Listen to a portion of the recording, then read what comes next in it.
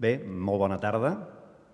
Bona tarda, benvinguts a aquesta activitat, una activitat estranya que havíem previst amb motiu de l'exposició de Peric al Born Centre de Cultura i Memòria, en el marc d'activitats que acompanyen aquesta exposició. Doncs havíem previst una activitat que es fes a l'Arxiu Històric de la ciutat de Barcelona, un arxiu que conserva els fons de Peric, que són els fons, una part d'aquests fons, els que s'estan ensenyant en aquesta exposició.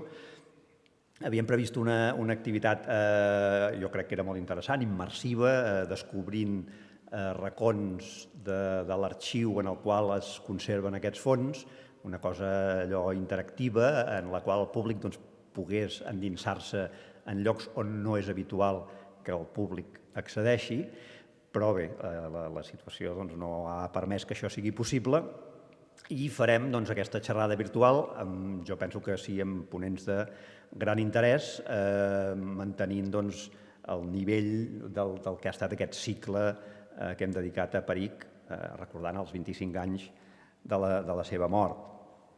Aquesta és la penúltima activitat que es fa en aquest cicle. Dijous que ve a les 8 del vespre emetrem també per streaming la darrera de les taules rodones, que és una taula rodona que es titula El meu Peric, en el qual diverses figures parlaran de la seva relació personal, de les seves maneres de conèixer, d'apropar-se a Peric.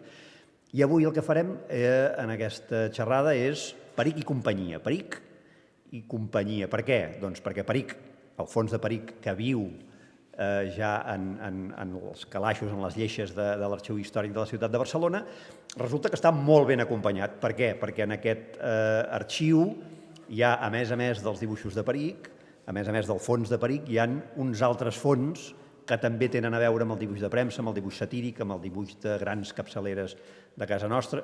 A l'Arxiu Històric de la ciutat de Barcelona hi ha molts altres fons, moltes altres coses de gran interès, però té una col·lecció important, després en parlarem, de dibuixos de premsa. Per tant, avui incidirem en aquesta vessant de l'arxiu, una vessant important. Pensem que hi ha, després el Santi Barjau ens il·luminarà sobre aquest tema, però gairebé més de 30.000 dibuixos originals que aviat s'ha dit, però que són un pilot de dibuixos de segle XIX, segle XX, del patrimoni del dibuix d'humor a casa nostra. I avui què volem parlar? Volem parlar d'això, d'aquest patrimoni, d'aquests fons, d'altres fons, de com el dibuix d'humor es feia abans, en temps de Peric, però abans de Peric també, com es fa ara, i com els fons personals també es conserven i com es poden seguir conservant si, per exemple, arriben a mans d'institucions com l'Arxiu, que la seva finalitat és preservar-los. Com que havíem previst aquesta activitat que fos tridimensional i no ho serà, hem fet un succedani. Hem fet un succedani que és un petit vídeo en el qual suplirem aquesta visita que havíem de fer presencialment amb la gent que hagués vingut a participar en aquesta activitat, als fons de l'arxiu, i amb el Santi Barjau, que és el responsable de la secció de gràfics de l'arxiu, hem preparat una miqueta de vídeo en el qual ja parlarem d'això, parlarem dels fons que hi ha a l'arxiu, de com es feia el dibuix de premsa, i és el vídeo que us passarem a continuació, i després us presentaré els ponents i entrarem en el diàleg i en el debat. Podem posar, tranquil·lament, el vídeo. A l'Arxiu Històric de la ciutat de Barcelona, i som a la sala Jaume Peric. Santi, per què porta aquest nom, aquesta sala, i què hi ha en aquesta sala? Aquesta sala ha estat sempre la sala de consulta de gràfics i es va donar el nom de Jaume Peric en motiu del dipòsit de més de 7.000 dibuixos que es va fer en l'arxiu fa una colla d'anys. Perquè a l'arxiu hi ha dibuixos, i ara en parlarem. L'Arxiu Històric de la ciutat conserva una gran quantitat de fons documental històric. Hi ha la biblioteca, hi ha l'hemeroteca, però també hi ha tot aquest material gràfic format des de fulletons, programes i cartells, a mapes i dibuixos originals, molts d'ells relacionats amb la premsa.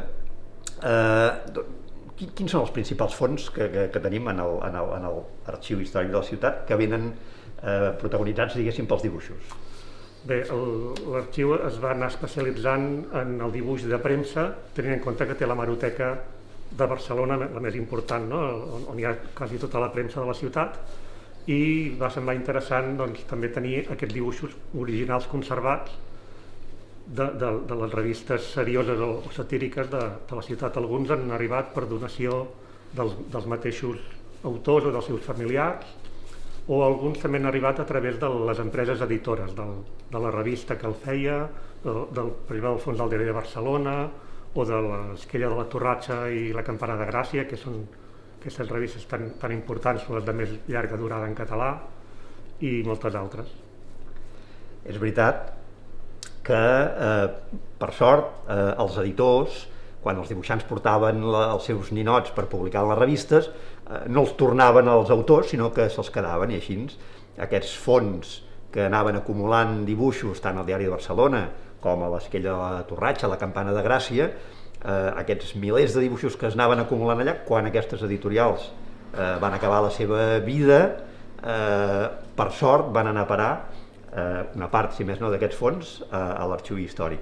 I és molt interessant que els dibuixos de premsa, la majoria de dibuixos que hi ha a l'arxiu, tenen aquesta coincidència entre ells. Són dibuixos fets no per exposar, no per ser vist el dibuix, sinó per ser publicats. I el fet de ser publicats fa que tinguin unes característiques comunes interessants. És a dir, aquí tenim, per exemple, podem veure la diferència entre un dibuix original per un cartell i el cartell.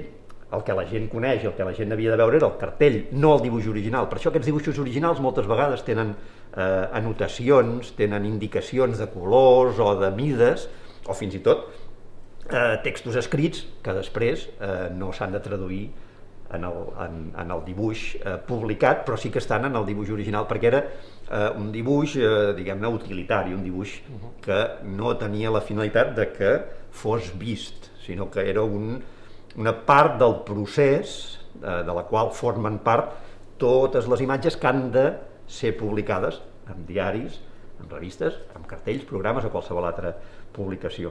Això també pot ser així a partir del moment en què hi ha una tècnica, que és el fotogravat, que permet la reproducció exacta del dibuix tal com el fa el dibuixant.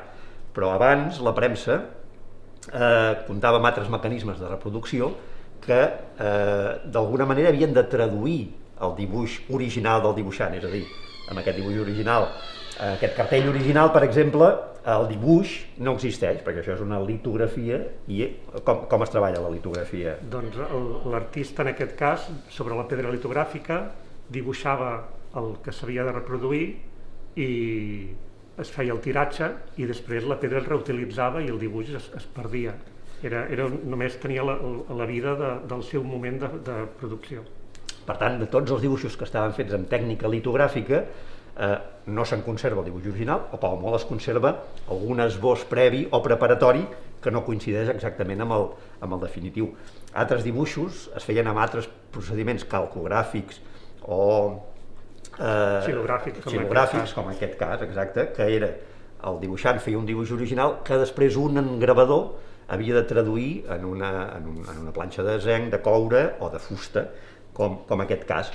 Per tant, tampoc el dibuix original coincidia exactament amb el dibuix publicat. Això canvia quan canvien els procediments d'impressió, i a partir del moment en què la tècnica permet que el dibuix exacte del dibuixant sigui el mateix dibuix que el diari publica, comencen a tenir sentit que es conservin també aquests dibuixos originals. I aquí teniu dibuixos extraordinaris, per exemple, de l'Apel·les Mestres. Sí, Apel·les Mestres es va alegrar molt que existís aquesta tècnica de reproducció fotomecànica que permetia que es respectés fins l'últim traç de tinta i de ploma del seu dibuix, perquè ell ja feia l'obra amb la visió de com havia de quedar publicada, i per tant aquesta fidelitat de la tècnica és el que ell en alguns articles defensa i valora. És veritat que aquesta tècnica afavoria els grans dibuixants, és a dir, un artista que és molt bo quan fa un bon dibuix, és molt interessant que aquest dibuix sigui reproduït al màxim de fidelment, però també és veritat que abans hi havia artistes que no eren tan bons, que feien dibuixos per premsa, i moltes vegades el dibuix del gravador millorava l'original, és a dir, que hi havia gravadors que eren extraordinaris dibuixants que milloraven l'esbós del dibuixant que havia fet l'obra original. També hi ha col·leccions de dibuixos en les quals pesa tant la personalitat del gravador que a vegades iguala les diferents versions de dibuixants, no? Per exemple, la col·lecció de l'Ununci, molts dibuixos semblen iguals encara que estiguin fets per diferents autors, perquè tenien un gravador que tenia molta personalitat i hi ha molts dibuixos que semblen molt iguals, no? Per tant, això canvia amb el canvi del segle XIX, quan la tècnica permet finalment reproduir fidelment l'obra del dibuixant. I així s'ha mantingut invariablement el dibuix de premsa pràcticament fins als nostres dies. També hi ha hagut una revolució digital, ara potser arriben menys dibuixos originals perquè els dibuixants ja dibuixen amb altres tècniques digitals, informàtiques, etc. Però tot això, a l'arxiu es conserva un fons impressionant de dibuixos de finals del segle XIX fins a finals del segle XX, que inclouen obres extraordinàries de Peles Mestres, del Piso, de tots els dibuixants de l'Esquella i la Campana, i les últimes incorporacions d'Oli, Perich, també el cas de Cesc, de Josep Bartolí. És un fons interessantíssim que està a disposició del públic. Sí, sí. Diferents fons i col·leccions estan catalogades i es poden consultar en el catàleg en línia i també en el mateix arxiu.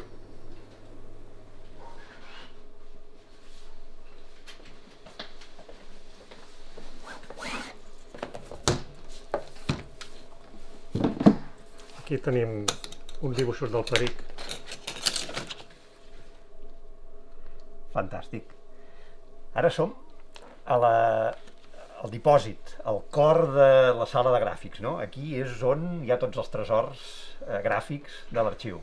És la sala principal de dipòsit de l'àmbit de gràfics i aquí doncs tenim condicions de conservació òptimes per climatització i per com estan disposats els documents, doncs la majoria dels fons de dibuixos gravats, cartells, mapes, plànols i concretament aquests dibuixos de premsa i de publicacions periòdiques.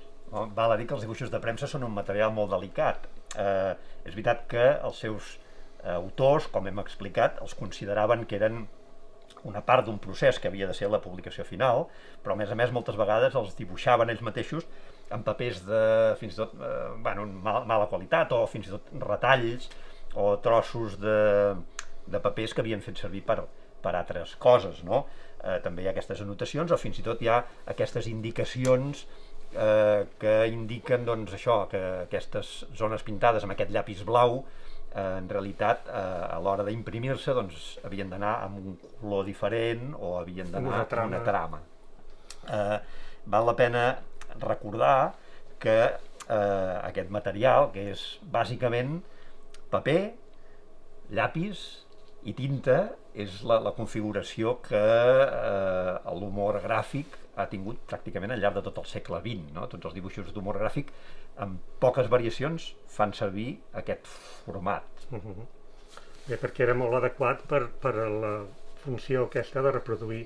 Es fotografiava l'original, s'obtenia el clixé per imprimir i que fos el contrast de blanc i negre era la millor manera d'obtenir aquesta peça que era la que servia per la impressió.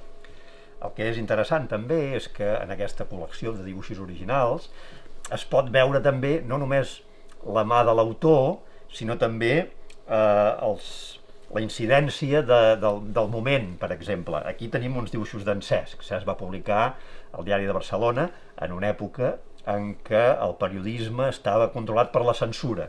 Doncs en els dibuixos no només podem veure la vinyeta amb l'acudit del Cesc, que moltes vegades el text de l'acudit que l'autor col·locava al peu de la vinyeta igual no coincidia del tot amb el que s'acabava publicant, són coses de la censura.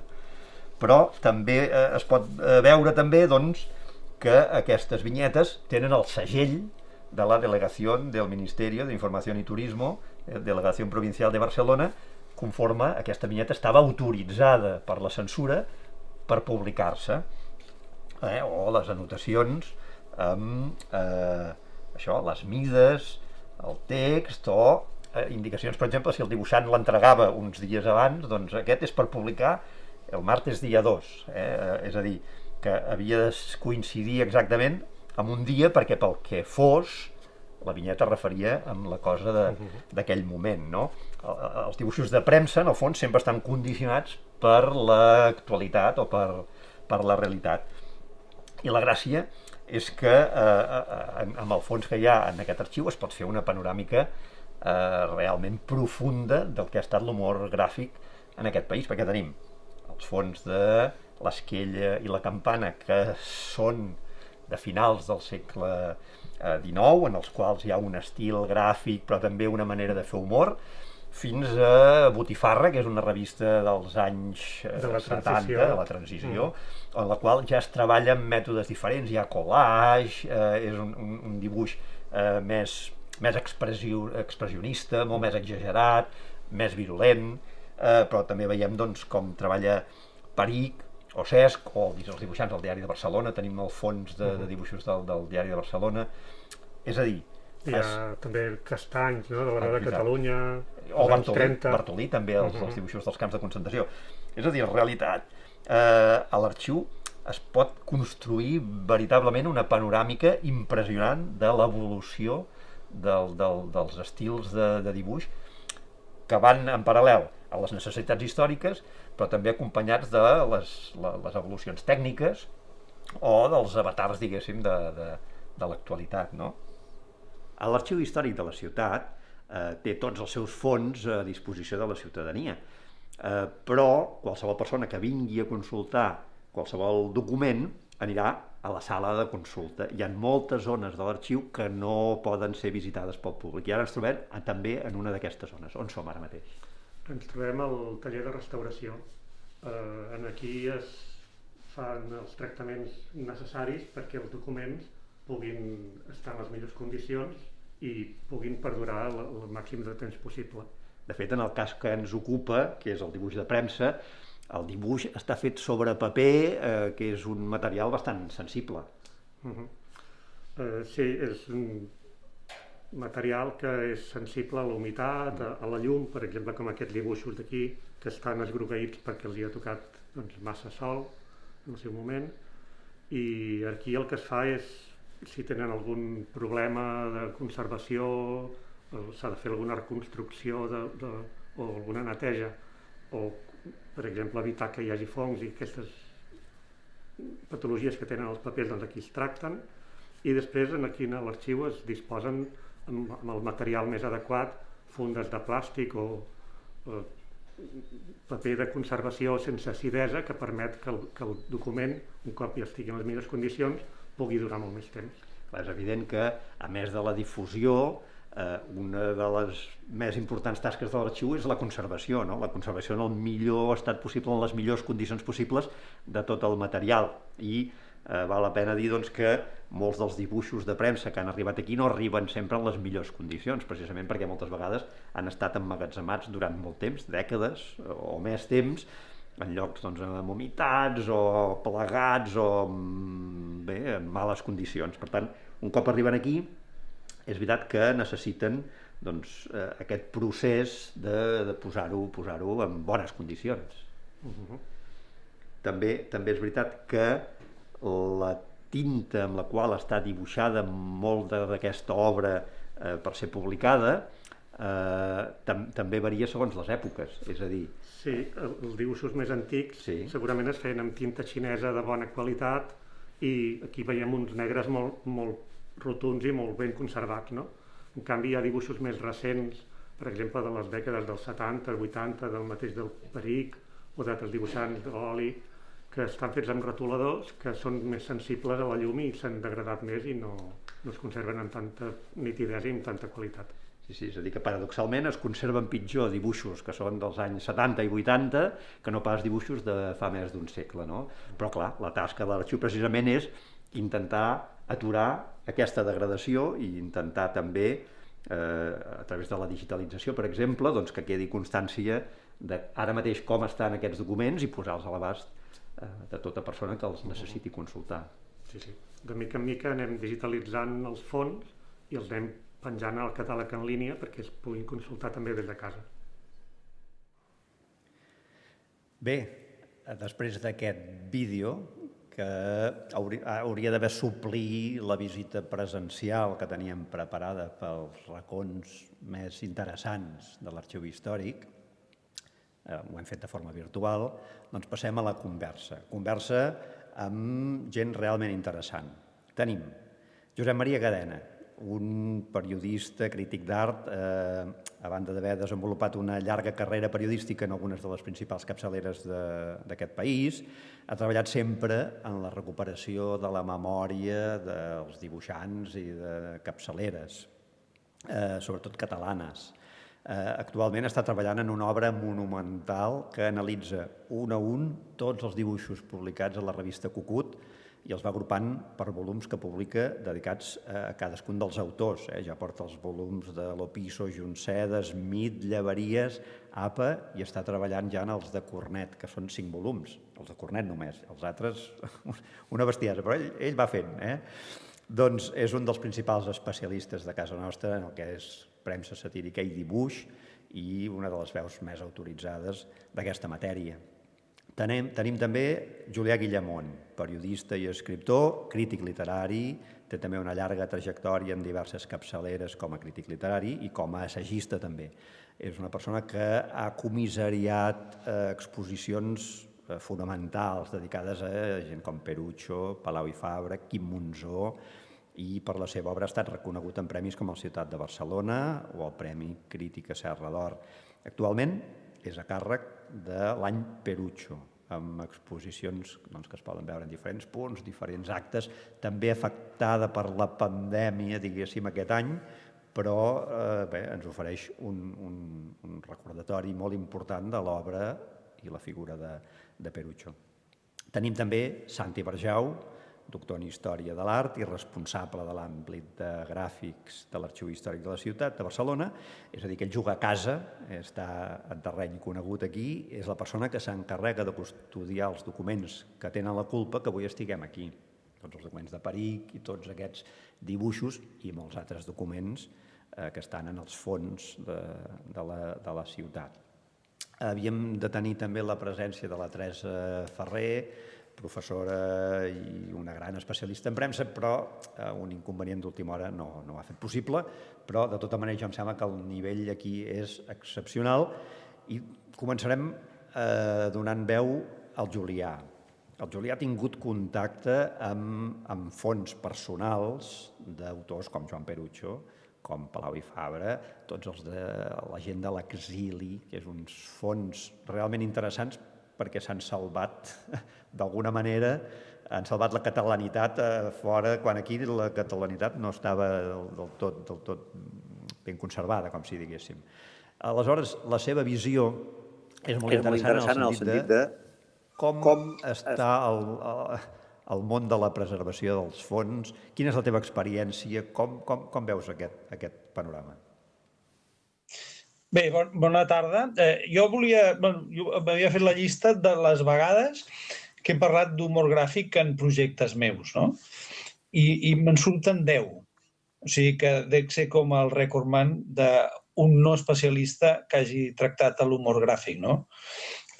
L'humor gràfic sempre va bé, serveix per establir un contrapunt, et permet veure coses que només amb les fonts literàries moltes vegades no veus sobre una època, i és una eina molt interessant per fer servir.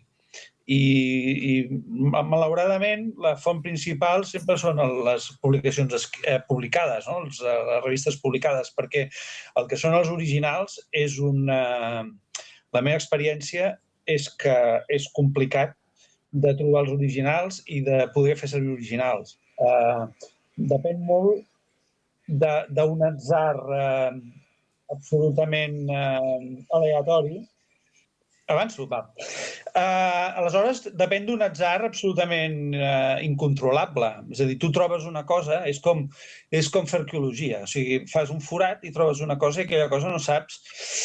Per exemple, a Cal Perucho hi ha uns dibuixos del Junoi, hi ha un dibuix del Junoi, que és un dibuix de l'any 10, deu ser, de l'època del Pepito, o 10 o 11, no sé. I aquell dibuix com va arribar a casa, el Perucho? Li va donar el genoll, el va comprar, on el va comprar? En un antiquari, feia molt que el tenia. Llavors és tota una mena de cosa complicada. A vegades tens cops de sort. Jo, el cop de sort més gran que vaig tenir, que he tingut, va ser quan, gràcies al dissenyador Jordi Duró, un dia em va trucar i em va dir: hi ha una casa que tenen uns dibuixos del Junceda. I vam anar i va resultar que era tot el fons dels Mitjons molt forts, on hi havia originals de tothom, no? I vam fer una exposició. Però això no és el més habitual. El més habitual és que tinguis molt poc material original i que aquest material original, a més, t'arribi molt descontextualitzat. Molt descontextualitzat. Jo volia, per exemple, a l'exposició de l'Ismael Smith, que es va presentar al MENAC, hi havia coses que veies que eren acudits o que semblaven acudits i que no estaven localitzats, per exemple. No? I això passa contínuament. A més, com que en uns determinats anys els dibuixos no eren dibuixos que es feien per publicar, sinó que eren dibuixos que s'aprofitaven de carpetes que els dibuixants tenien ja fets, alguns d'ells aquests dibuixos, trobes dibuixos que dius això podria haver aparegut aquí, podria haver aparegut allà, i en realitat no hi va aparèixer. És cosí germà d'un que sí que va sortir, però que aquest doncs, no es va publicar. Tot això jo crec que és una mica és un caos en el qual l'investigador doncs, s'ha de saber moure en funció dels seus interessos. Jo, com que no sóc un especialista i no tinc cap pretensió d'exhaustivitat, doncs sempre m'ho faig venir bé per la meva banda i em serveix molt i em funciona molt bé. Ara, per exemple, en l'any Perucho, doncs hem recuperat un projecte que era de les edicions Taber, els llibres que va fer amb la col·laboració del Josep Maria Cadena, que va ser un dels primers esforços, una de les primeres coses modernes que es van fer per recuperar tot aquest patrimoni. I bueno, per fer diguem, el que volíem fer, doncs ja hem tingut el material que hem tingut i ja ha funcionat. No? Però sí que crec que hi ha moltes mancances i que falten moltes coses. En el tema de l'exili que em comentaves, doncs, esclar, jo vaig tenir el privilegi de l'època que feia Literatures de l'exili, l'exposició del CCB i el llibre que em va sortir, que es diu El dia revolt, de fer una mica d'investigació a diferents països, que no va ser molt intensa pel que fa al tema de l'humorisme, però sí que inevitablement et trobaves coses. No? Vaig conèixer doncs, la família del Xum a República Dominicana i aleshores, a través de la família del Xum, quan vaig anar a Cuba, vaig trobar un investigador que tenia tot el material del Xum localitzat en els diaris de Cuba. I bueno, va ser suficient com per adonar-me'n que hi ha tot un món per descobrir en els països aquests. Ara s'ha publicat un llibre del Xum, que també ha intervingut al Cadena, però si mires, per exemple, els diaris mexicans, doncs hi ha moltes caricatures del Bartolí, i això només mirant una mica per sobre ja ho veies que n'hi havia i que hi havia col·laboracions i no sé si això s'ha estudiat en profunditat. I bueno, la sensació que tinc és que faltaria un treball, diguem-ne, sistemàtic de recuperació dels arxius, no només dels arxius dels dibuixants, sinó dels arxius en general. No? Jo quan vaig fer literatures, vaig fer el dia revolt, un dels aspectes més novedosos que ara altra gent ha seguit, però que en aquella època ningú feia gaire, va ser recuperar els fons familiars, anar a veure les famílies i recuperar els fons familiars. Quan vaig tornar, tenia molts contactes a tot arreu, tant de famílies com de professionals que ens podien ajudar, perquè havíem estat 5 anys fent l'exposició, i vaig intentar vendre el projecte de fer un arxiu d'arxius recuperant totes aquestes coses i no me'n vaig sortir. Perquè aleshores a les institucions cada un volen fer-ho ells, capitalitzar-ho ells, però no hi ha els recursos, tampoc hi ha les maneres de poder fer aquests viatges a Amèrica Llatina I tot això es va perdre amb el resultat de que ara moltes d'aquelles famílies que jo vaig tractar, doncs els avis han mort i és molt més difícil de restablir les coses. I fins aquí el que havia de dir. Home, molt interessant, realment interessant, perquè pels investigadors l'accés als fons, l'accés als documents és vital, és fonamental. Quan tu estàs buscant qualsevol informació sobre el que sigui, tenir algun lloc al qual acudir és bàsic, no? Per tant, la feina dels arxius en aquest sentit és fonamental, i si no, anar trobant els contactes, anar fent aquesta feina de formiga, d'anar buscant les famílies i que hi hagi la sort que s'hagi conservat, no? Perquè hi ha vegades que les famílies diuen això, què en farem? Doncs el foc, el riu, a fer punyetes, no té cap interès, o s'ho malvenen o es dispersa.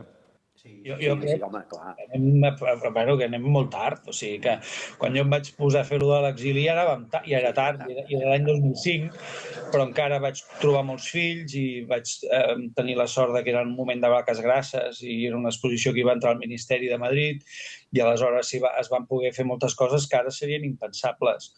Però ja en aquell moment era tard, perquè a més els fons de dibuix humorístic són especialment volàtils. Jo suposo que molts d'aquests dibuixos, els originals, es devien perdre ja en les pròpies redaccions. Per exemple, els dibuixos del pare Palau, del pare Palau Fabra, que era dibuixant del Pepito, no n'hi ha cap d'original. O sigui, no en tenia cap. S'han perdut. Ara en parlarem d'això, perquè realment aquest material eren dibuixos que eren per ser publicats. Per tant, és veritat que se'ls donava poc valor artístic. És a dir, no hi havia gent que s'interessés en conservar aquests originals, i els dibuixants els deixaven a les redaccions n'hi havia que en tenien cura, però n'hi havia que no. En aquest sentit, és un tipus de dibuix que hi ha col·leccions completes que no els trobarem mai. I altres que per atzars o casualitats, com els fons de l'Esquella, de la Torratxa o de la Campana de Gràcia, que estan a l'Arxiu Històric de la Ciutat de Barcelona, se n'han salvat una bona part. Ara en parlarem. Donarem veu al senyor Cadena. Sí, digues. Perquè des de bars fins a gent que coneixes, hi ha gent que té dibuixos que dius, hòstia, això és un dibuix del Pepito, saps?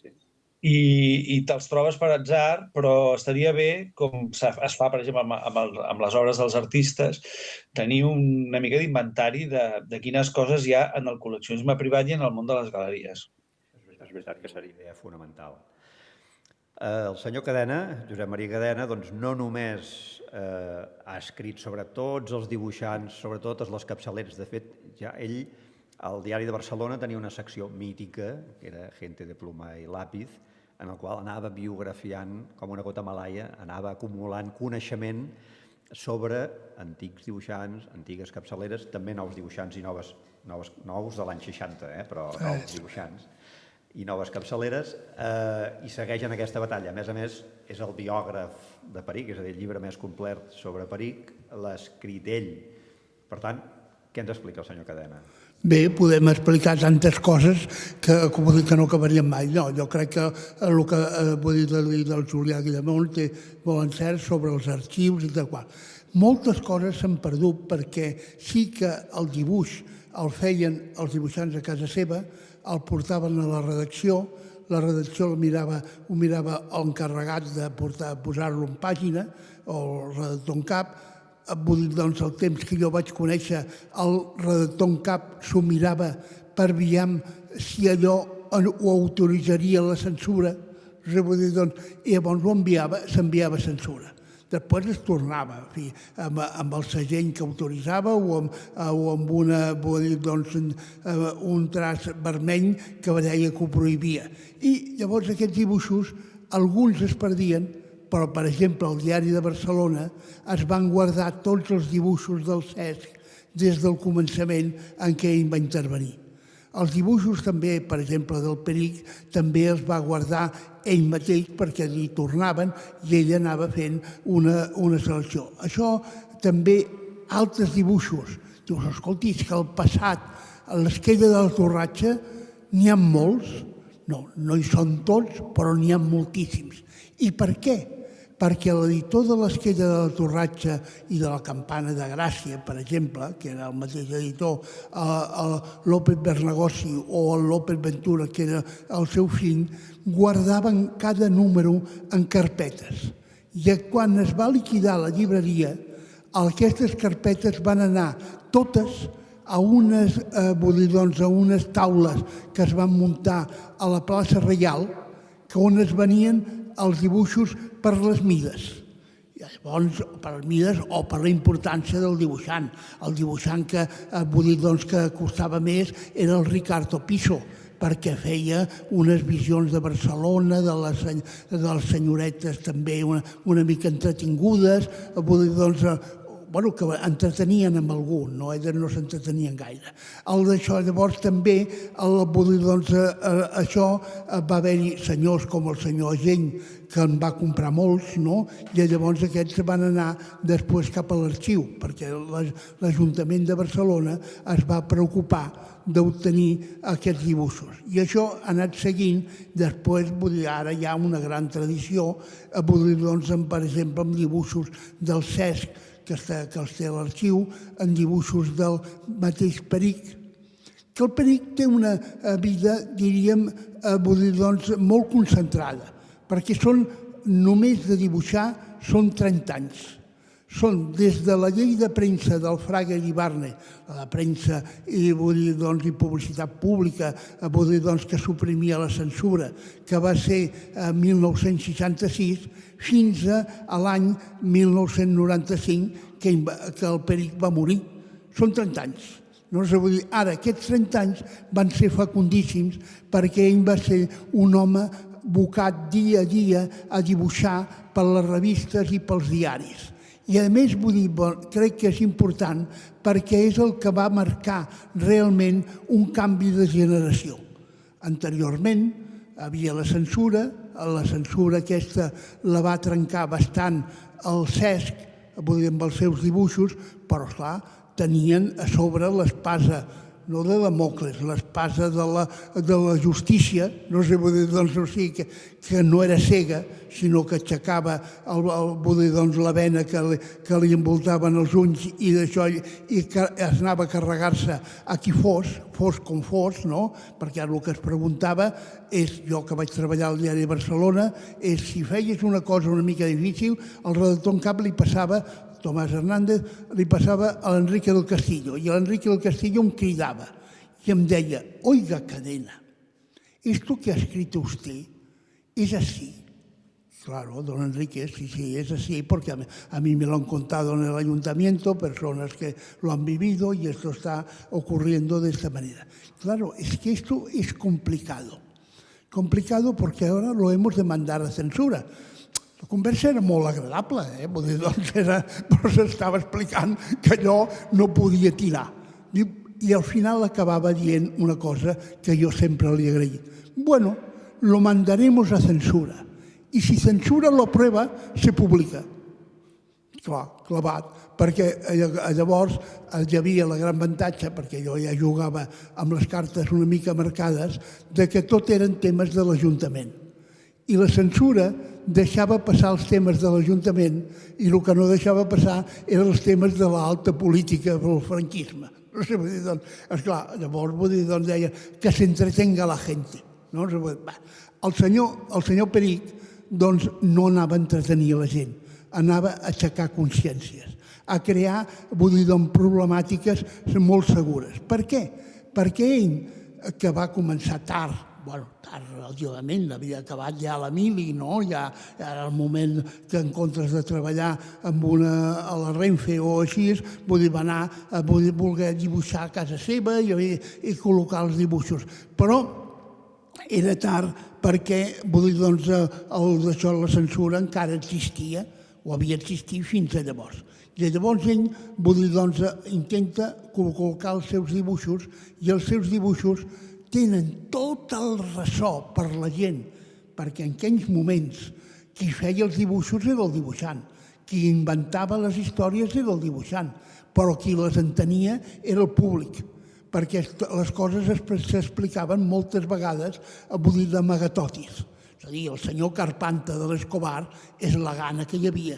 No? O sigui, vull dir, doncs, el Furcio Buscabollos del senyor Cifré era l'espanyolisme imposat, no?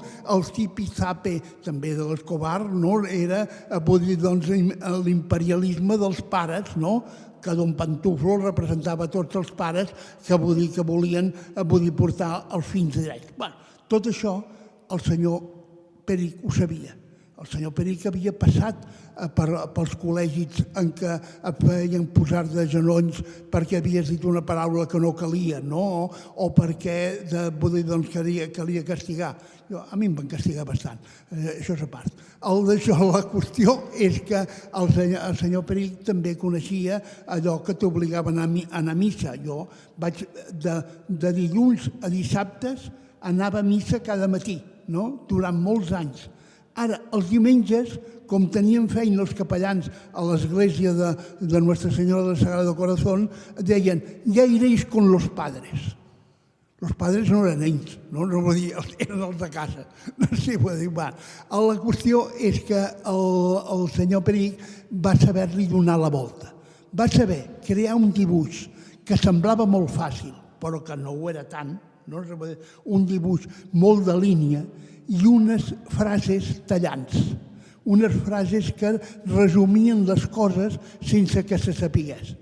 És a dir, per exemple, amb ell, quan va treballar al Correu Català, doncs va fer un dibuix en què representava un senyor que davant d'una estàtua de la justícia, en què la justícia estava dalt d'un pedestal i llavors tenia els ulls embenats, portava l'espasa i la balança, i a sota hi havia un rètol que era la justícia. Llavors el Peric va posar-hi in i un guionet.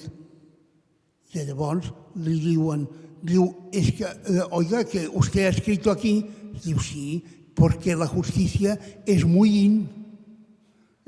Vull dir, doncs això va portar que el fiscal d'aquell moment ho va veure, no va comprar el diari, ho va veure per els que hi havia al jutjat i va dir, això no se puede consentir, van enviar la policia, van demanar el gravat, van demanar les fotografies, van perseguir amb el Peric, tot per una cosa que no deia res. No sé, vull dir, això anava seguint.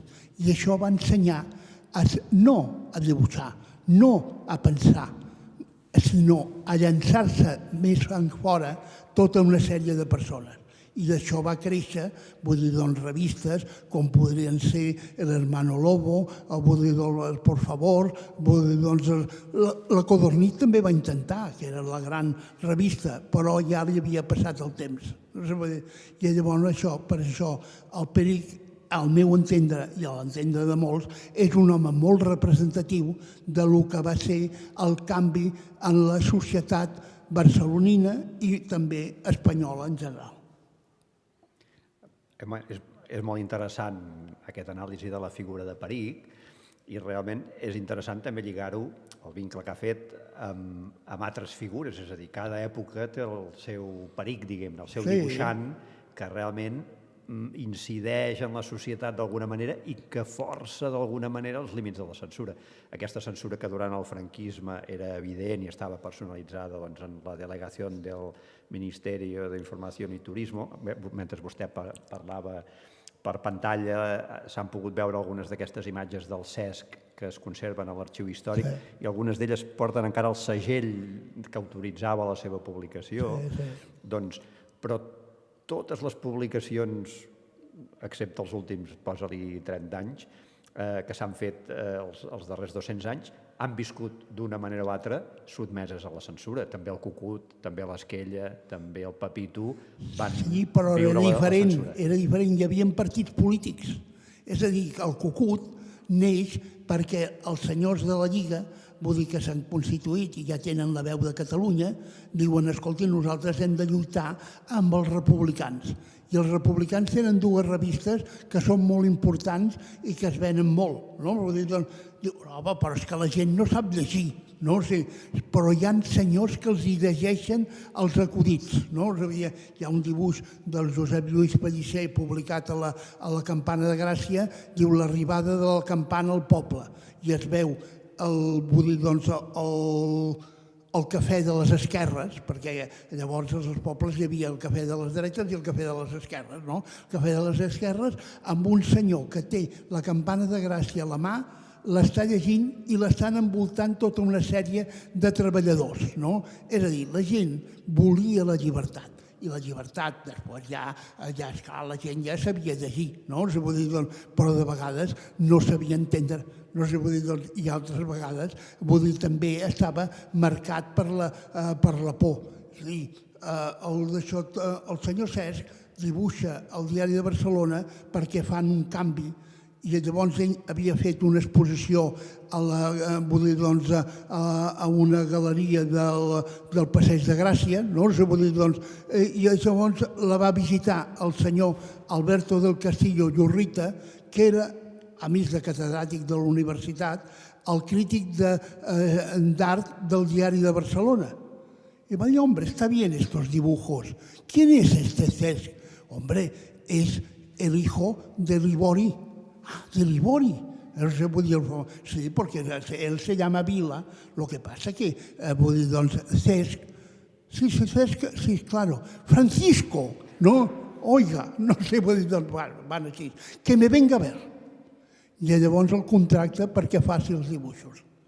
I el Cesc els fa, no sé, perquè ja tenia l'educació del que havia fet el seu pare, sabia el que eren les revistes d'abans i tal qual, i va tocant les coses de mica en mica.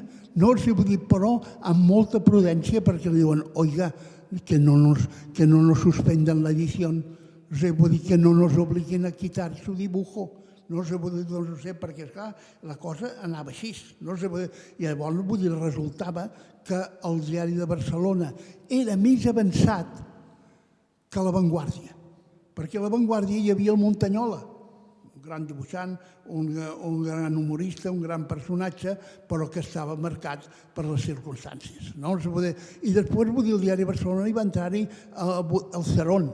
El Cerón feia molt bé la imitació dels dibuixants nord-americans, i tractava de la cosa internacional. Li va costar molt llançar-se a fer una caricatura del Porcioles. Per què? Perquè no s'han de fer caricatures. Jo vaig fer un llibre per l'Ajuntament de Barcelona, Los alcaldes de Barcelona en caricatura, que anaven des del riu Citaulet fins al senyor Maragall. Li puc dir també senyor al riu Citaulet. La qüestió és que el tema és que totes aquelles caricatures les vaig treure de la Campana de Gràcia i de l'Esquella de la Torratxa. Els altres diaris no els tocaven en temps de la censura, d'aquella, però que si un tenia una idea política, aquesta idea política podia imperar, que és el que ara s'intenta i que de vegades a la gent li molesta. Que el rei d'Espanya emèrit hagi pagat a Hisenda, ha fet que tota una sèrie d'entitats que es van reunir amb el Felip VI li manifestin la seva adhesió. L'adhesió perquè, que em perdoni tothom i tots els respectes per qualsevol d'això, que no ataco ningú, el Franco va morir, però la corrupció no. Home, és veritat. Amb aquesta frase podem passar la paraula al Santi. El Santi ha sortit l'Esquella de la Torratxa, la Campana, el Diari de Barcelona, el fons del Diari de Barcelona, no només de dibuixos, sinó el fons de l'arxiu. Abans els diaris, igual als espectadors moderns els valdria la pena explicar la incidència que abans tenia la premsa escrita, que no és equivalent a la incidència que té ara mateix, i la manera de treballar en aquells diaris i en aquelles revistes de fa anys. És a dir, que els arxius dels diaris eren molt importants perquè no es podia accedir al Google i en un moment buscar qualsevol cosa, sinó que cada diari havia d'emmagatzemar tota la informació possible perquè en el moment en què es necessitava una dada, el periodista pogués anar a l'arxiu i demanar, escolti, què s'ha publicat sobre no sé què tenim sobre no sé quantos, què sabem sobre... O també els dibuixos, no? Necessitem de cop la caricatura d'aquest personatge o el dibuix per il·lustrar un article que parla d'això. Aquest fons, el del Diari de Barcelona, també està a l'Arxiu Històric de la Ciutat, però a més hi ha arxius com el de la Veu de Catalunya, que hi ha els dibuixos de Castanys, hi ha el fons personal de Josep Bartolí. Què ens expliques sobre els tresors que teniu a la unitat de gràfics de l'arxiu? Bé, hi ha molts fons, no? Tenim dibuixos i altres documents de diverses capçaleres, de diversos diaris publicats o revistes publicats a Barcelona.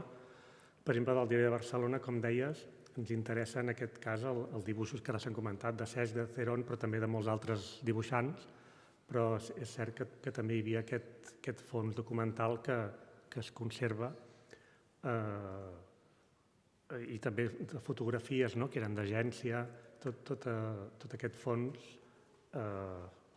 és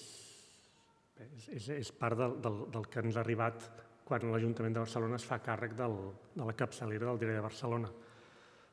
Bé, per fer un resum dels diferents fons i col·leccions de dibuixos que tenim a l'arxiu, he portat el llibre que es va fer amb motiu de les jornades d'humor gràfic que van fer aquí l'any 2013 i en el qual una de les ponències que va reflectir un treball de Luisa Cendra que va fer una anàlisi de com estava en aquell moment tots aquests fons, no? És un bon resum per veure la riquesa de tots aquests dibuixos que tenim aquí, que són dibuixos de fons personals d'alguns dibuixants o d'entitats, en aquest cas de les empreses editores dels diaris. De fet, a part dels que estan aquí reflectits després, hem continuat adquirint, perquè l'arxiu continua obert a rebre i a custodiar aquests dibuixos per posar-los a l'abast de la ciutadania. Hem rebut el fons de la revista Botifarra, que era molt important en el moviment veïnal dels anys de la transició. Tenim dibuixos del dibuixant Oli, que també havia treballat a molts diaris, fent l'acudit diari, el Correu Català, La Vanguardia i a d'altres, i també uns dibuixos d'Alfons López, que ens ha donat els dibuixos que havia fet des del moment de la revista Oriflama, per exemple, fins més recentment l'acudit del diari Público. Home, és veritat que l'essència del que és el dibuix ha variat molt poc al llarg dels darrers 100 anys. És a dir, el dibuix de la Peles Mestres, que els teniu custodiats, tots els dibuixos que va publicar a la Publicitat, que són imatges amb un paper i tinta, varia molt poc a les vinyetes que va fer el Peric, que és paper i tinta o rotulador. És a dir, el que canvia molt és tot al voltant, l'estil estètic, les circumstàncies amb les quals s'han publicat cadascuna d'aquestes vinyetes. Sí, aquí de fet potser notem més diferència amb aquests més recents que ja es fan amb color directe, no? Clar, abans el dibuix havia de ser en tinta i amb algunes indicacions de si havia d'anar color o trames per donar-li una mica de gràcia, de matisos. Ara amb els sistemes, tu ho podries explicar més bé, no? Tu pots fer un dibuix ja en color i aquarel·lar-lo directament i és com sortirà publicat, no? Ara fins i tot això ja és antic, ara ja es pot fer directament tot a l'ordinador. No hi ha cap original físic enlloc. Però és veritat que abans la reproducció del dibuix, sobretot en color, oferia una certa dificultat, és a dir, que els colors també s'havien de tramar amb la quadricomia i tècnicament els resultats, les revistes que imprimien en color requerien uns fotolits molt ben fets, un paper especial, és a dir, les cobertes de revistes com el de Cidellà, que són veritables meravelles, tècnicament implicaven un esforç que moltes publicacions no volien fer, preferien això a blanc i negre, perquè era més ràpid, fàcil, i barat de fer. Avui en dia hi ha molta menys diferència. Pràcticament tots els diaris publiquen vinyeta en color, perquè la tècnica ho permet, no? El senyor Cadena vol dir alguna cosa.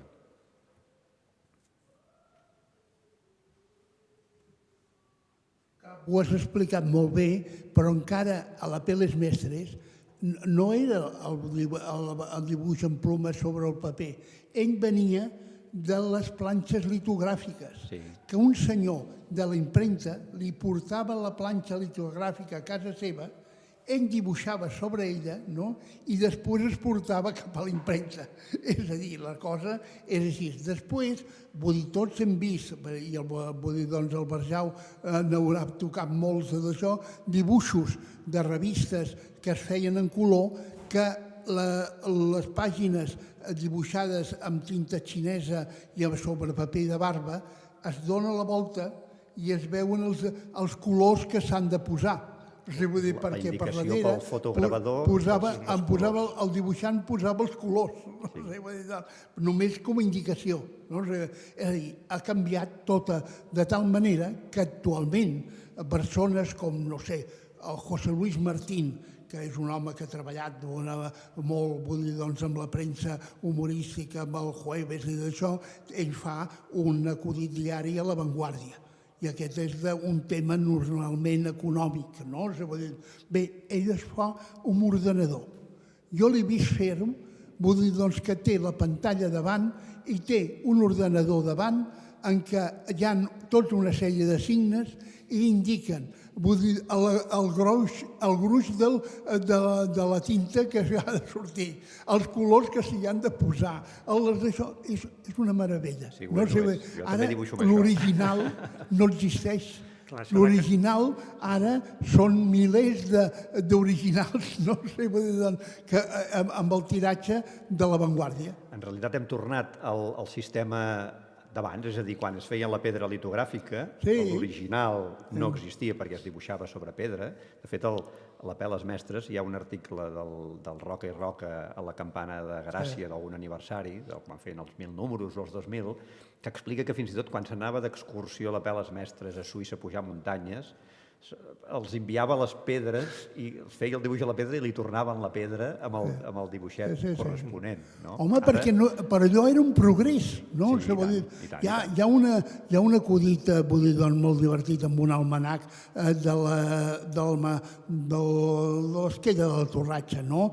Vull dir, doncs, que una senyora gran amb el cabell tapat amb un mocador no porta màscara, no? Vull dir, va d'això. Llavors va amb un cistell penjat d'un braç, passa per davant d'una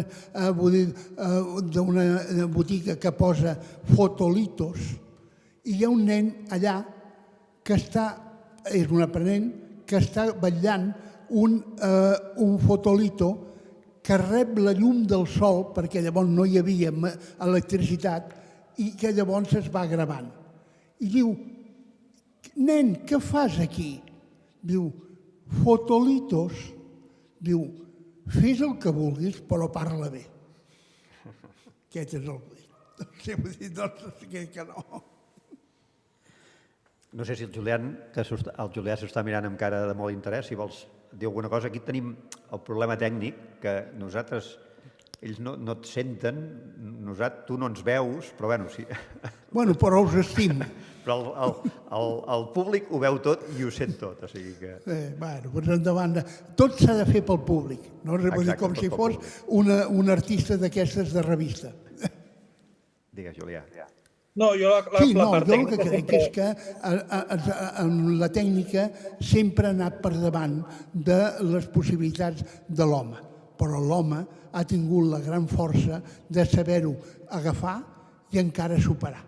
Llavors es deixen coses al marge que es diu, escolti, els arxius com funcionaran? Els arxius funcionaran amb el que tenen i amb el que poden encara tenir, no? I amb les d'això, i amb les còpies, i amb els d'això. Llavors hi haurà unes màquines que conservaran moltes cintes, com ara es veu amb la televisió. Ara les televisions, vull dir, doncs, el que agafen un moment que li poso unes imatges de fa 30 anys, no? Vull dir, doncs, o sigui, i surten les imatges. Vull dir, doncs, l'Àngel Casas Show surt per TV3, no sé, vull dir, doncs, altres coses que es veuen, com d'això, gent que no treballa i diu, home, escolta, sí que s'ha fet, està jove encara, no? I això agrada molt a les cabareteres. Sí, en realitat és un canvi de format, és a dir, els arxius s'hauran d'adaptar a canviar, a conservar material en format digital, també, és a dir, que és el format amb el qual es produeixen aquestes imatges. Sí, bueno, llavors el Santi Llibertal ha fet i fa un treball de formigueta, doncs, o sigui, formiga intel·ligent, no sé, vull dir, formiga que sap on estan, vull dir, doncs, les coses, no? Perquè, esclar, també, moltes vegades els arxius, jo com porto una vida molt llarga, no? Vull dir, doncs, o sigui, el diari també em van castigar una vegada i el que em van fer és em van enviar a l'arxiu. Vull dir, usted tendrá que ir a l'arxiu. Llavors, vull dir, hi havia, ja mort, pobre, vull dir, doncs, el Martín Ferran, vull dir, doncs, que havia vingut de Madrid i llavors, vull dir, doncs, va inventar una cosa. Usted, cadena, podría hacer unos comentarios breves, vull dir, doncs, algunes notícies con les coses de l'arxiu. I sí, hi havia uns comentaris, vull dir, doncs, coses breus, en què portaven l'escut del Diari de Barcelona. Vull dir, doncs, llavors jo ho feia, perquè m'ho havien dit, però van matar amb el Carrero Branco. I llavors em va dir, què hacemos? I dic, bueno, si a vostè li sembla, ja tradueixo, vull dir, doncs, d'això podria fer tots els assassinats que hi ha hagut de polítics a Espanya en els últims 100 anys. Llavors li vaig fer una pàgina, gràcies a l'arxiu del Diari de Barcelona, amb tots els d'això, els senyors que, vull dir, doncs, el Cànovas, el Dato, vull dir, doncs, totes les coses que havien passat. No vaig posar la Guerra Civil, que també eren molts assassinats, però això ja era una altra qüestió. Escoltem una mica el Julià. No, jo volia fer una nota una mica extemporània des de la perspectiva d'algú que no és especialista. Jo crec que tot això que estem parlant de reconstruir la història dels mitjans i dels artistes, això és indispensable, però crec que fa molt de temps que ho estem fent, no? I que això és la primera fase. És la primera fase. I que crec que els estudis sobre tot aquest món han d'anar més enllà. Hi haurà un dia que haurem de fer, incorporar-ho en els estudis generals sobre la història de la cultura. Vull dir, no tractar l'humor gràfic com una cosa aïllada, sinó en connexió amb tot aquest món. El que ha explicat el Cadena del món del periodisme, dels lligams del pèric amb el periodisme, va clarament per aquí, no? Jo, quan he fet recerca, sempre m'he trobat amb dues qüestions que crec que són rellevants. La primera és, quan es publica un dibuix, què passa realment? Perquè tu veus el dibuix publicat, però no saps tot el que passa darrere d'aquella publicació d'aquell dibuix. I amb això torno a anar a el que havia dit el Cadena, que és que, clar, hi ha tota l'estructura del diari, dels caps, de la gent que controla que surti o no una informació o un acudit, i després hi ha la censura.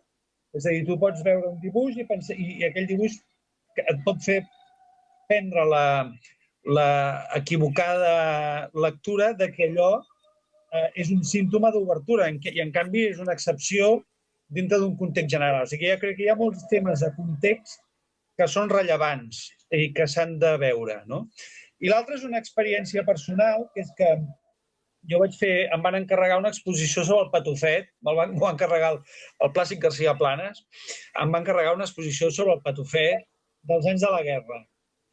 Jo, com que mai he sigut massa fan del Patufet, no tenia massa interès a fer-la, perquè li vaig dir, home, fem l'esquella de la Torratxa de la guerra, perquè em semblava que era més interessant. I, en canvi, quan m'hi vaig ficar, vaig veure que el Patufet era interessantíssim, perquè el Patufet deia una quantitat de coses subliminals brutal.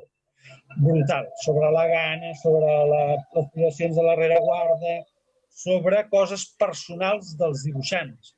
És a dir, per exemple, el Cornet vivia davant de la casa, davant del cinema Coliseum.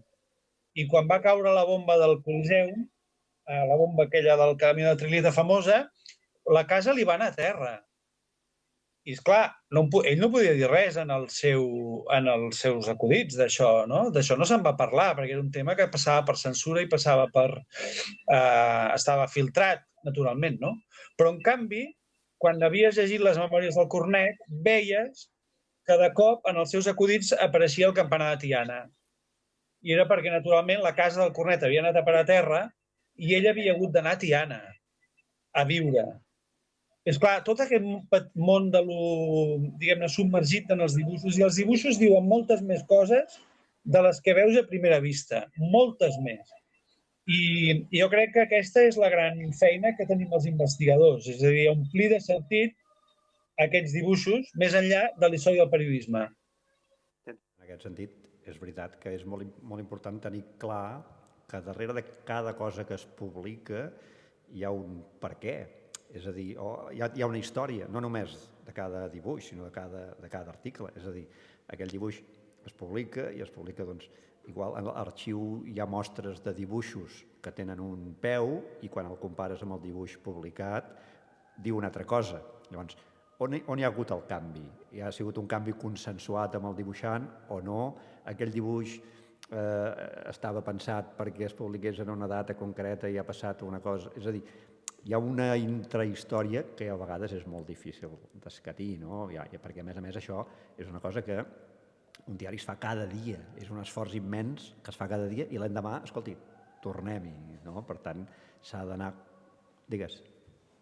Depèn. És a dir, pot haver-hi... Jo he treballat uns anys al diari, no molts, però uns anys he treballat. I segons qui hi havia de tancament o segons qui hi havia aquell dia de guàrdia, colaves unes coses que uns altres dies no les colaves. Depèn de mil factors, no? I els temes aquests de censura, pel que he treballat jo, la censura literària, també depèn de moltes coses petites, no? En aquest aspecte crec que, com he dit abans, crec que hem anat molt tard amb tot, no? I que de cop intentem reconstruir històries de les quals els protagonistes que podien explicar coses de primera mà moltes vegades han desaparegut. Això és veritat. Llibres és fins a quin punt es manté la memòria de les coses, no? Fins a quin punt es manté la memòria. I explicaré un cas, no? Que és que en els anys 40 la gent tenia un record del que havia sigut el Benegre. Això és una pregunta que me la vaig posar quan vaig investigar el Perucho i la generació del Perucho del Néstor Luján, que l'any 40 feien una revista del seu que es deia Alerta, amb el dibuixant Josep Maria Martín, i aleshores és una revista que tothom se l'ha pres sempre seriosament. Sempre tothom s'ha pres l'Alerta com si fos una revista seriosa. Jo vaig entrevistar el Josep Espriu, que era el germà de l'Espriu, i llavors vaig fer una cosa que és una de les meves medalles com a investigador. Vaig portar la revista fotocopiada.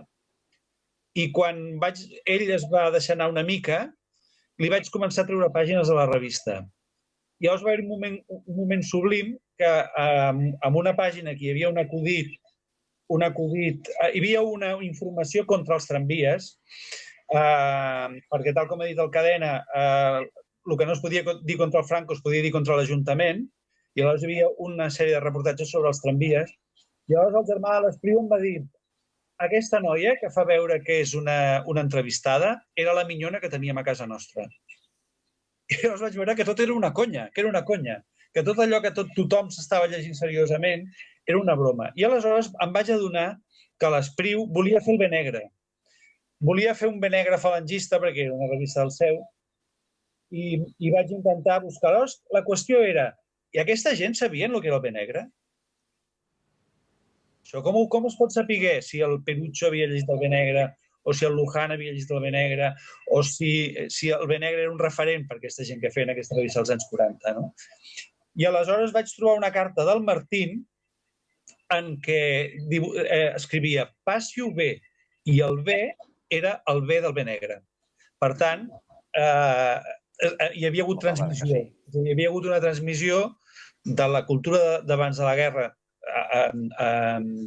diguem-ne, soterrada, que havia passat a la cultura de després de la guerra. Perquè jo crec que un dels grans temes que hi ha en això és que tota aquesta gran tradició de dibuix humorístic i de revistes humorístiques que tenim s'acaba al 39.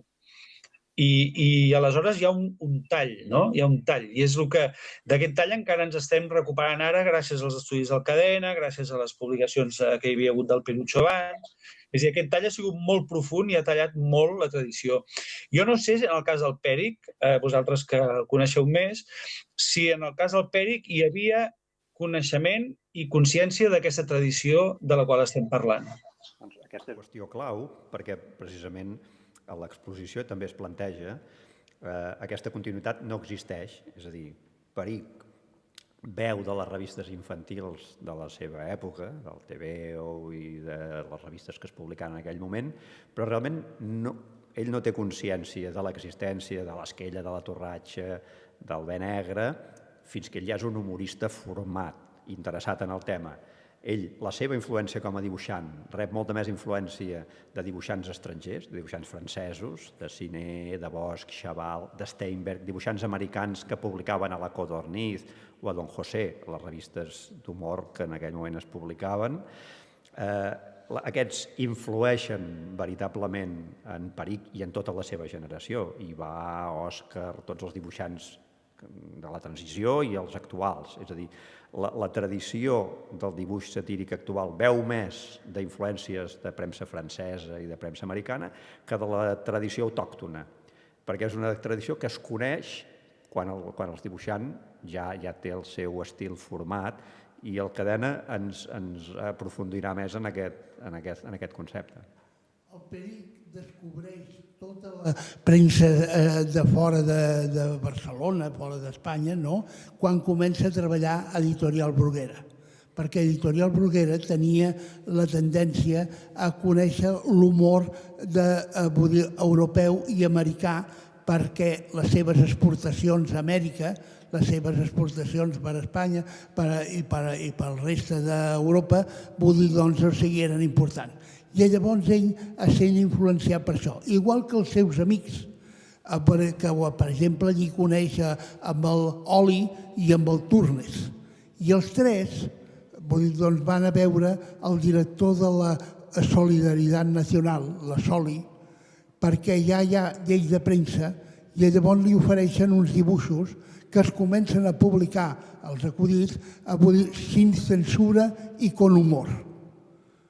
Con humor potser, però sin censura no, perquè al principi li accepten tot el que publica, però després el mateix director o els redactors que estan encarregats de col·locar-ho en pàgina van suprimint-li coses, van canviant-li peus, i llavors el Peric descobreix una cosa, que és el globus.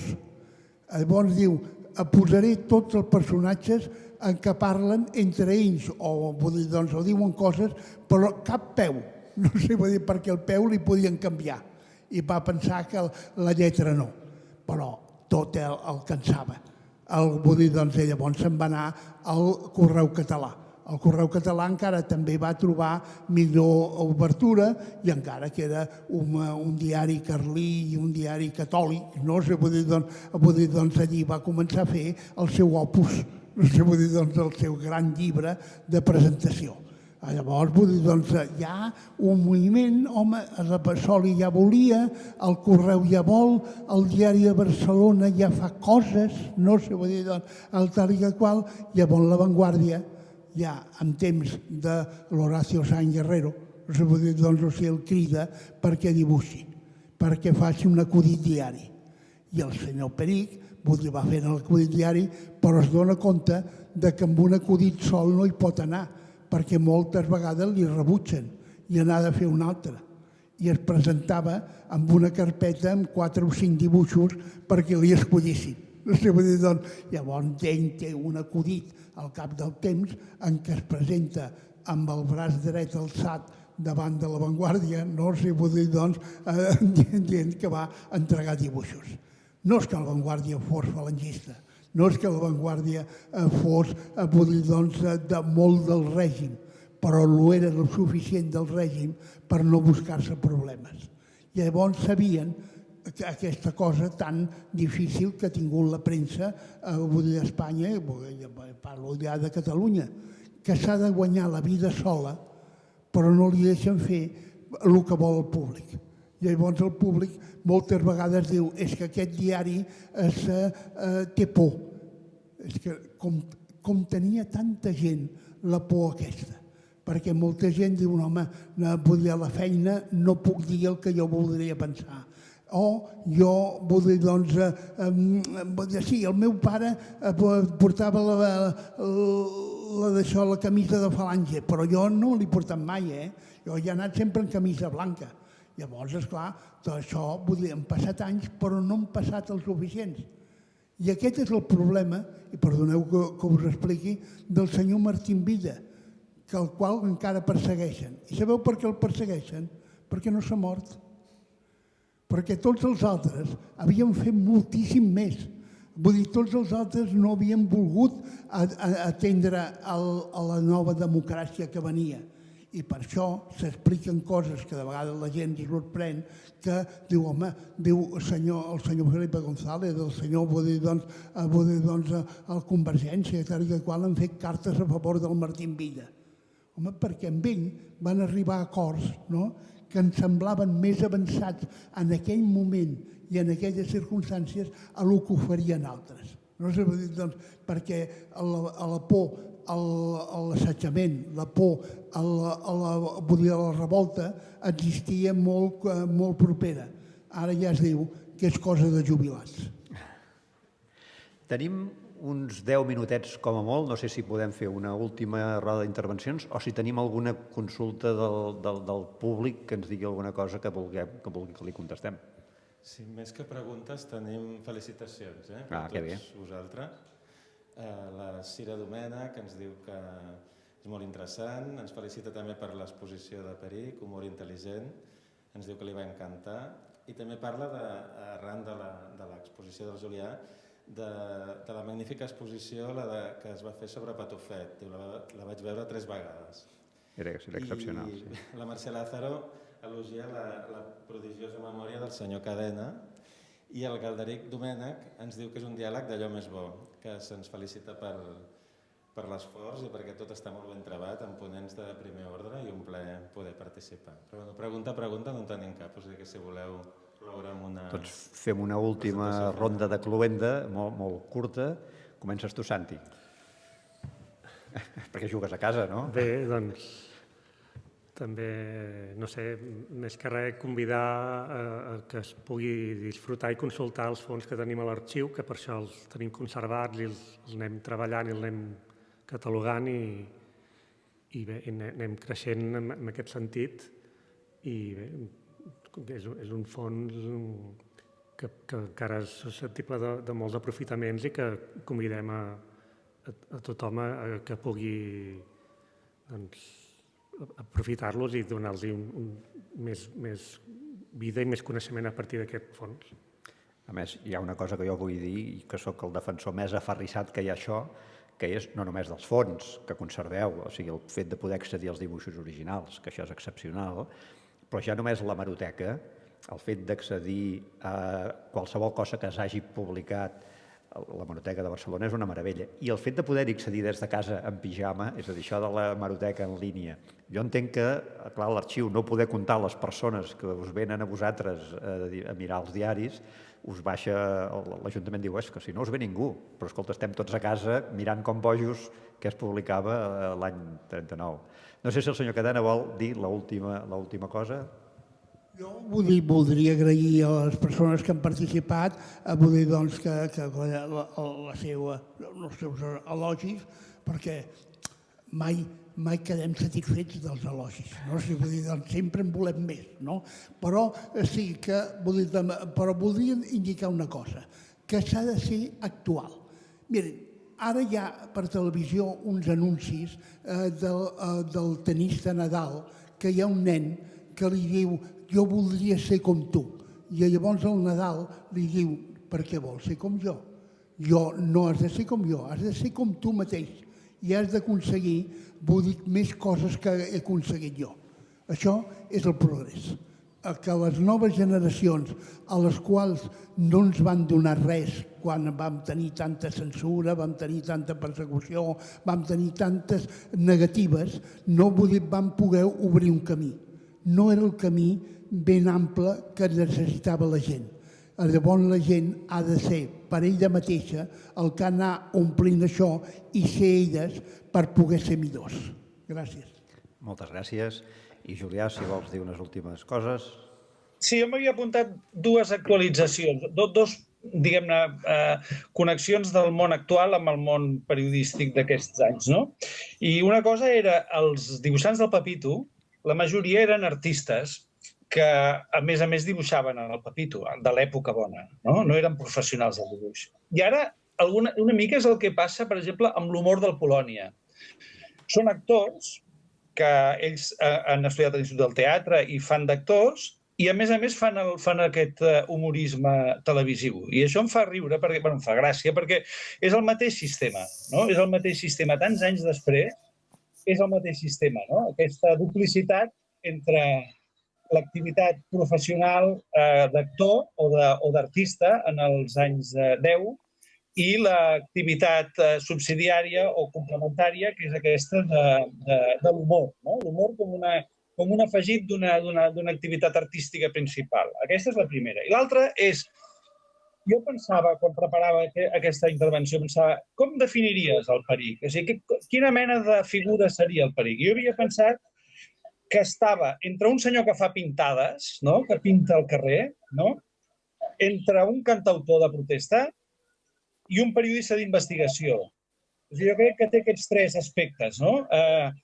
És la cançó que denuncia un fet, el periodista que té informació reservada, com ha explicat el senyor Cadena, i al mateix temps aquesta cosa de la pintada del carrer, no?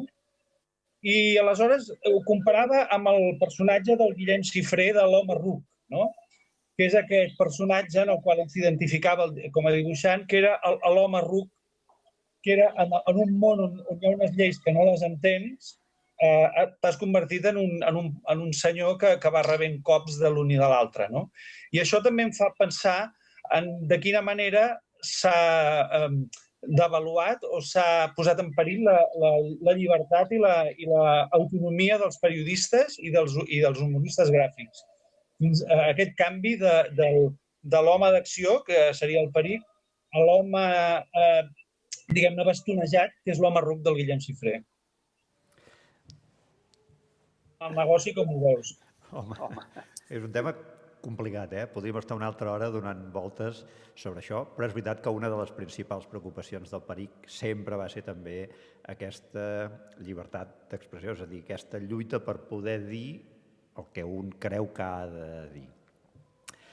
Bé, jo vull agrair moltíssim a la gent que ens està mirant.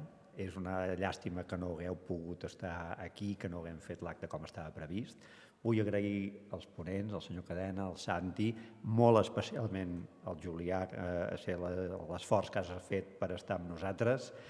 Agrair també a la casa que ens acull, l'Arxiu Històric de la Ciutat de Barcelona, i al Born, amb tot l'esforç que han fet per recuperar, recordar i posar en valor l'obra de Peric.